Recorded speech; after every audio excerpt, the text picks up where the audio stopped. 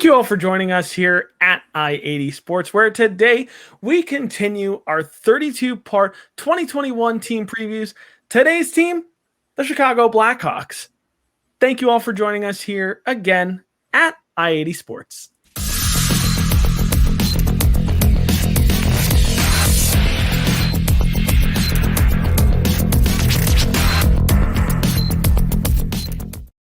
Thank you all for joining us here again at I-80 Sports. Make sure that you check out our website down below, i80sports.com, for all of our team previews and NHL content. You can also check out all of our NHL content and team previews on our YouTube page. If you're here on YouTube, make sure you like, comment, and subscribe for all of our team previews coming up. We talked about before, we are previewing all 32 teams leading up to the beginning of the NHL season in October. And if you're on Twitter, make sure you follow us down below at I80_sportsNHL. And if you're currently one of our followers, thank you guys so much for following, because we greatly value all of your support. Without you guys, we can't do this on a weekly basis. I'm Brian. He's Tom. Tom, how are you doing today? Doing well, and here we are to preview the Chicago Blackhawks, a team that's I guess trying to recapture some glory in a way, trying to go back to their prime days of 2010 and 2013 and 2015 and the like. Question is, will they be able to do it? That is the question, and we're going to be talking about that today at great length. So let's first talk about how they did last season. Here are some 2020 and 2021 team facts. So what was their record last year? The record last year was 24, 25, and 7. That's 24 wins to 25 losses to 7 overtime losses, which was good for 55 points, unfortunately finishing 6th in the Central Division last year. Power play and penalty kill wise, power play, they weren't too bad. On the power play, they were at 21.71%, which the league average on the power play was 19% last year. So not too shabby for the Chicago Blackhawks. But on the penalty kill, it was a different story, where they had a 76.82% on the penalty kill. The league average is 79%, so they were below average on the penalty kill last year.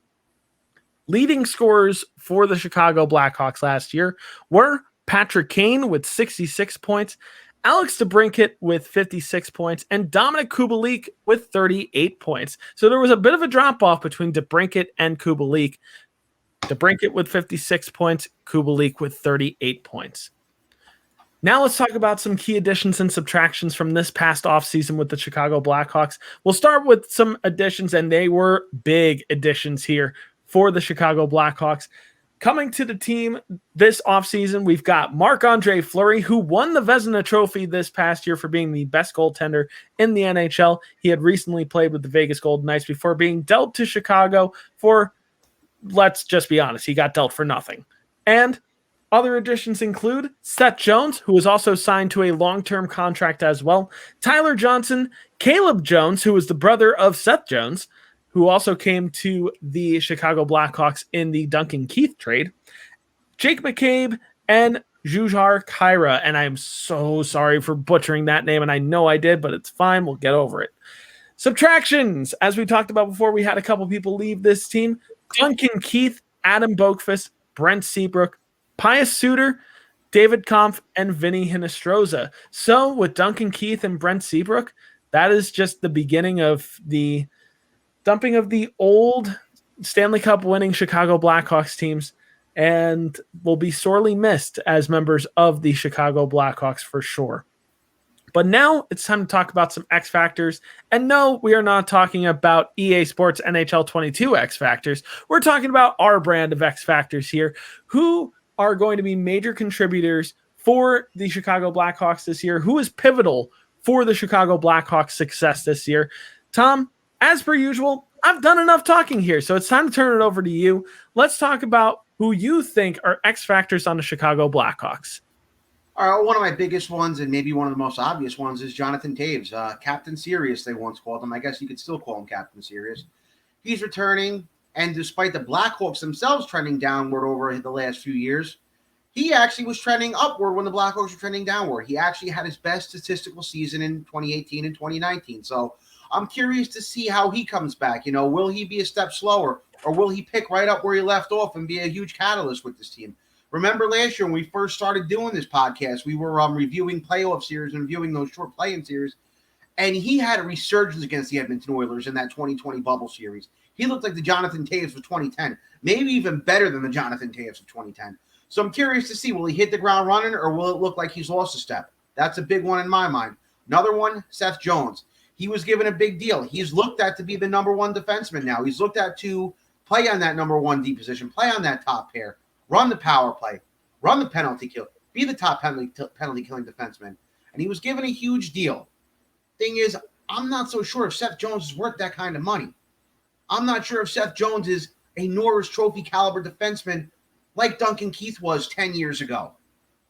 And that may hurt them in the long run, especially if he doesn't have a good year. And especially if what they're trying to do is kind of what I call like a depth cleansing or a depth rebuild, something similar to what the Pittsburgh Penguins and the Boston Bruins did in the mid-2000s. Sort of cleaned out older players and star players, brought in cheaper young players. It's just the way the economic situation in the NHL is now. I was listening to an interview with Glenn Healy a few weeks ago, and that's on every GM's mind now. They're going to try to bring in young talent all the time to fill out your bottom spots. And it worked in Pittsburgh, and it worked in Boston. And Chicago's trying to do that now too. But the thing is, I'm not sure if Seth Jones is worth this. I'm really not sure. The last big X factor for me is Marc-Andre Fleury. He won the Vezina in Vegas last year, and Vegas basically did him dirty. The question with Fleury is this. It's where his mental state is. Is he going to be sitting there upset about what happened in Vegas, especially if Vegas has a good year? Is he going to be sitting there saying they gave up on me and maybe they were right to give up on me and now I'm stuck here? Or will he come in with that hunger? Will he come in with that snarl and say, I'm going to prove everybody wrong and I'm going to take this team places? If he continues like he did last year, watch out for a resurgence in Chicago this year. Those are my three. Yeah, and it's kind of ironic here because my X factors are not only the three players who did not play for the Chicago Blackhawks last year, but they're also the same three X factors that Tom had just mentioned, which I'm just going to elaborate on my own spin of this. So first, I'm going to start off with Marc-Andre Fleury since it's fresh on the mind. Chicago was practically given a Vezina winner this offseason. Like, that's no hyperbole. They were basically given Marc-Andre Fleury from Vegas. Vegas just did away with him and did him dirty, as Tom said. And I agree. That was just, it was awful the way that they treated him in that deal. Marc-Andre Fleury, or Flower as a lot of people have come to affectionately call him, has aged like fine wine, and Chicago would be wise to not overuse him. I'm hoping that Kevin Lankinen gets a decent share of time to keep Marc-Andre Fleury fresh for bigger divisional matchups. I'm really kind of hoping for a 60-40 split between Marc-Andre Fleury and Kevin Lankinen, just because, unfortunately, the harsh truth is Marc-Andre Fleury isn't getting any younger. And Kevin Lankinen is a younger goaltender who I think is ready to contribute a little bit more to this team. So it would be wise for Chicago not to overutilize Marc-Andre Fleury and turn him into a bell cow. Next on my X Factors list is Seth Jones. And Chicago paid a hefty toll for Jones's services, not only in the trade that brought over Jones, which they gave up Adam Boegfist as part of that deal, but they're also going to be paying him $9.5 million each year for those services for the next 7 years. And Jones is expected to fill Duncan Keith's role, which is some really, really, really big shoes to fill in Chicago, especially with a lot of the history that Duncan Keith leaves behind. And I really hope Seth Jones is up to it. And we'll talk about more when we get to variables, but I just hope he's up to it. Last is the captain, Jonathan Toews. And Toews missed the entire season last year due to an autoimmune disease, but he looks ready to return for a full season of NHL action. If he comes back without missing a beat, Chicago could be a very strong team in the Central Division this year. But it really does hinge on Jonathan Toews returning to form. Next, we're going to talk about some breakout candidates here. Who could be in line for a breakout season, who hasn't quite had a breakout season yet? Tom, I think we have similar thoughts here as well. So I'm going to let you lead off here. Who's your breakout candidate? Going with number 77 here, third overall draft pick in 2019, Mr. Kirby Dach. Per the projections here, he's been given that first line center spot. Had 10 points in 18 games last year. Had himself a nice little run in the bubble there, 6 points in 9 games. And I think that what Dach did in the bubble was expected to translate into more success last year. The unfortunate part about it is this. He got injured at the World Junior Championships and really didn't play most of the season until the end. So he only had 18 games last year, 10 points in 18 games. He's been projected to play on that top line with Patrick Kane and Alex DeBrincat to hopefully feed them the puck and hopefully, be like, how do I put it? Just, feed off of those guys. We saw the shades. Let's see if he could finally take that step this year. The 10 points in 18 games was good. Don't get me wrong, but it does need to get better.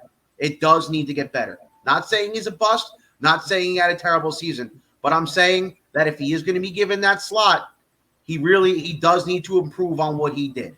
He does need to improve on what he did. But like I said, by all means, I'm not saying what he did was bad at all. Yeah, and it's funny because, once again, I've got the duplicate answer here. I mean, Chicago's pretty predictable in this case. So, yeah, it's Kirby Dach.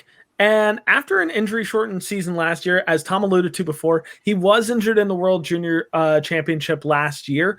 It was a broken wrist that sidelined him last year. But Kirby Dach will look to improve on his point totals this year and finally show why he was picked number 3 overall 2 years ago. He had 10 points in just 18 games last year, plus he's got a full season coming up, lining up potentially with Patrick Kane and Alex DeBrincat. I think this is the year that Kirby Dach makes a case for why he could be a top 10 center in the league for years to come, and why he could be one of the better centermen in the entire league for years to come. Now, we talked a little bit about it during the breakout candidate section when we were talking about Kirby Dach, but it's time to officially say what we think is the potential opening night lineup, which we got to preface it with this. Currently filming, it's the beginning of September right now, so a lot of things can change between now and October when the season does begin. So take it with a little bit of a grain of salt because things could change between now and then. But for now, let's talk about what this lineup could look like come October when the season does begin. So we're going to start off here with the first line, the top line of forwards. So we're going to be moving from left wing to center to right wing. So starting off on our top line, we've got Alex DeBrincat, Kirby Dach, and Patrick Kane. Next on the second line, we've got Dominic Kubalik, Jonathan Taves, and Dylan Strome. Moving on to the third line, we've got Philip Kurashev, Henrik Borgstrom, and Tyler Johnson. And then moving on to the fourth line, we've got Brandon Hagel, Juhar Kyriev, which I think I finally got it right that time, and Ryan Carpenter. Moving on to the defense, on the top line of defense, we've got Calvin DeHaan with the newly acquired Seth Jones. On the second line of defense, we've got Jake McCabe and Connor Murphy, who just got a 4-year deal. So he is extended with the Chicago Blackhawks for 4 more years. And then on the third line of defense, we've got Caleb Jones with Wyatt Kalinick. I think I might have butchered that one too, but it's fine. And moving on to the goaltending, we've got our starting goaltender, which is projected, of course, to be Marc-Andre Fleury, with Kevin Lankinen serving as the backup goaltender this year for the Chicago Blackhawks. So, lot to go over there in terms of the potential lineup. Maybe some room for movement as well between now and the beginning of the season. But it's time to talk about some variables. What are some things that could change between now and October? What are some things that could change between October and the end of the season? So, Tom, I'll start with you. What in your mind are some variables for the Chicago Blackhawks team? All right, I have some here. One of them I mentioned above, I'm going to go back to again. It's the play of Seth Jones. He's going to be expected to play in all situations. He's your number one. He's on your number one defensive pair. He's going to be running that power play. He's going to be on your top penalty kill unit. He's going to be expected to play those big minutes for that contract he got. So you have to sit here and you have to hope they dumped Duncan Keithroff, who was older. They dumped Brent Seabrook, who was just about done. They brought this guy in to sort of be that catalyst, that younger catalyst to, hopefully lead a resurgence of this team. Every team has guys like that.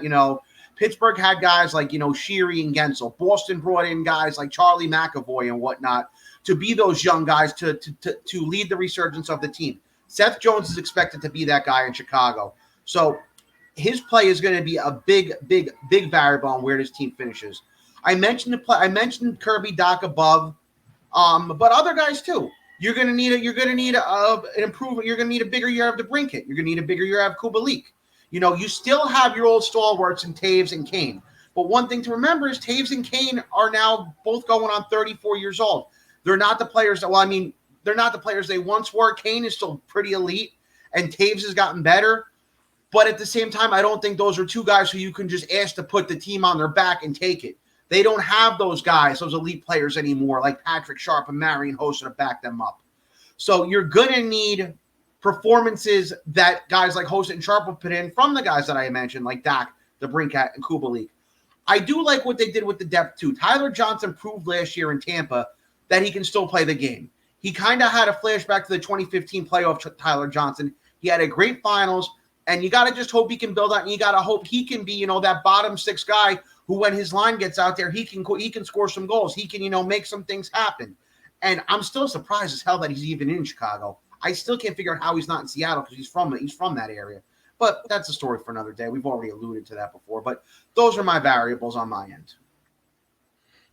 Pretty honest take there. And for me, a couple variables come to mind as well. And I don't like to be critical here, but I'm going to be for a couple seconds. To me, and this is just a bold take on my part, take it for what you will. Chicago fans, please don't eviscerate me for this, but this is just me from the outside looking in. This is a two-line team on paper. That bottom six might be one of the weakest bottom sixes in the entire NHL on paper at the moment. When it comes time to actually play the games, it might not be the case. But on paper right now, that has got to be one of the weakest bottom sixes in hockey. I think I could eat my words towards the middle of the season, but the top six is going to have to put in a lot of work this year. Plus, will Jonathan Toews come back better than ever? Will Marc-Andre Fleury have another Vezina caliber season? Will Seth Jones have a first year on a big contract like hangover? All of these things are going to be interesting things to watch this year for sure. And I think there's going to be a lot of pressure put on Marc-Andre Fleury, a lot of pressure put on Seth Jones especially, and some decent pressure put on Jonathan Toews to come back to form, especially with the potential of maybe even making the playoffs this year when nobody really thought that Chicago really was as of a year ago. A lot of people kind of thought that maybe Chicago was going to be on the way out, maybe starting to rebuild, and now all of a sudden it seems like they've retooled and are maybe primed to maybe make that jump towards the playoffs again. But perfect segue into our question of the day to wrap things up for today. And our question today is the same as always. Where do the Chicago Blackhawks finish in the Central Division this year? Tom, let's start with you. Where do you predict that the Chicago Blackhawks are going to finish in the Central Division this year?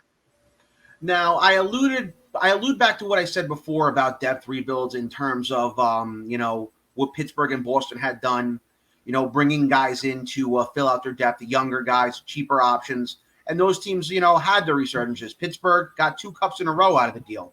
Boston got a cup robbed from them, but they still got to the finals, and they still had some really good seasons. And this year, they still may be a very good team. But the biggest difference here with those two guys and with Chicago is this. At the time, the top players in Boston, guys like Bergeron, and the top players in Pittsburgh, guys like Crosby and Malkin, were late 20s and early 30s. So they still knew they had time to, do a little bit of a depth rebuild and get themselves back into contending status.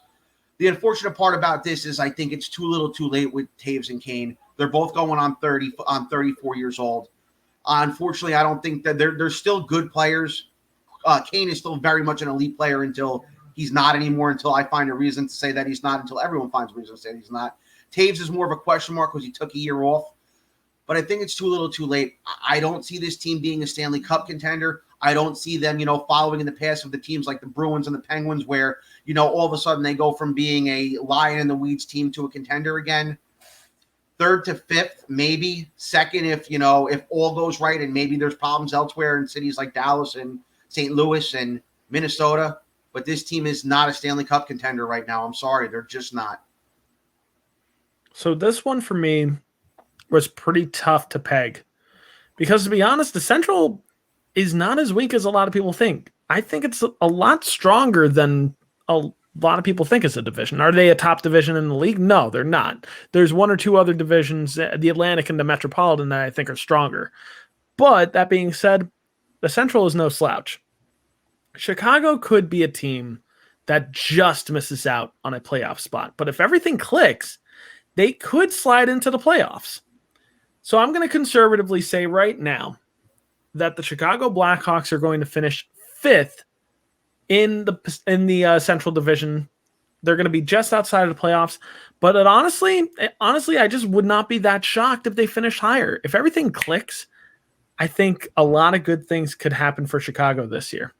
But what do you guys think? Do you guys agree? Do you guys disagree with our takes? Make sure you join the conversation down below. Comment down below. Let us know. And while you're there, drop a like and follow for all of our team previews coming up. Because, hey, you might not necessarily be a Chicago Blackhawks fan, but we are going to be covering all 32 NHL teams leading up to the beginning of the season in October. So, inevitably, at some point, we're going to talk about your favorite team, and we want you guys to join the conversation when we do.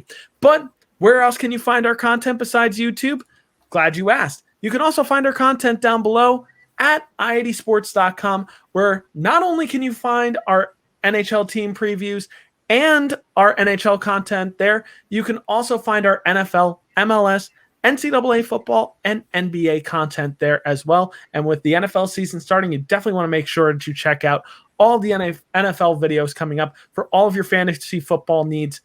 And if you're on Twitter, make sure you follow us down below at i80_sportsNHL. If you're already currently following us, thank you guys so much for all of your support, because we greatly value all of your support. Without you guys, we can't do this on a weekly basis. But it's time to step aside here from the Chicago Blackhawks. It's time to move on to another team. I'm Brian. He's Tom. This has been our Chicago Blackhawks 2021-2022 team preview.